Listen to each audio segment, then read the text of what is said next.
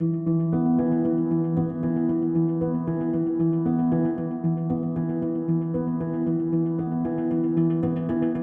to the finest distillery the world has ever known. My name is Colonel E.H. Taylor Jr.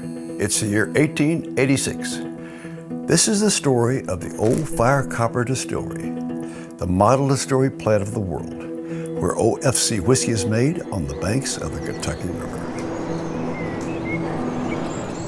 I began distilling here in 1869 in an old distillery that was crude in appointments, unpretentious in appearance, and represents the then knowledge of the modes of whiskey manufacture. But I quickly needed to modernize, so I knocked the original building down to its foundation and built on top of it the handsomest and best structure for the purposes to be found anywhere in the country. Sadly, Mother Nature dealt a terrible blow, and my beautiful distillery was struck by lightning and destroyed by fire in 1882. Within a year, from the ashes of the gutted distillery, rose the building you stand in today. It was without rival in the beauty of its design and the completeness of its appointments and the adaptiveness of every feature for the manufacture of a perfect whiskey.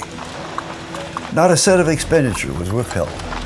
It is, of all distilleries, unquestionably the most costly in the world. Water from the limestone spring at the river's edge just below this room has made this site perfect for whiskey making since my great-great-grandfather's time. Above your heads, I built the finest mill room and mash floor. You'll be having lavish parties up there soon, of which I highly approve. You can see how industrious we all were those days. It was indeed handmade, hand-stirred, first-rate sour mash. My pristine fermenting room gleams with copper pipes and troughs. The beer ferments in copper-lined vats, which is then piped to the copper stills, creating my genuine Old Fire Copper Whiskey, OFC, aged to perfection and first class in every particular. A whiskey without rival throughout the world. George T. Stagg and I modernized whiskey making in our day.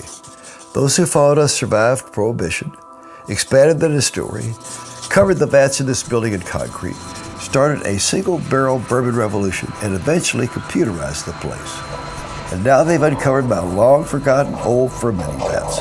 Next, they're probably going to try to make whiskey my way. Well, that's not surprising.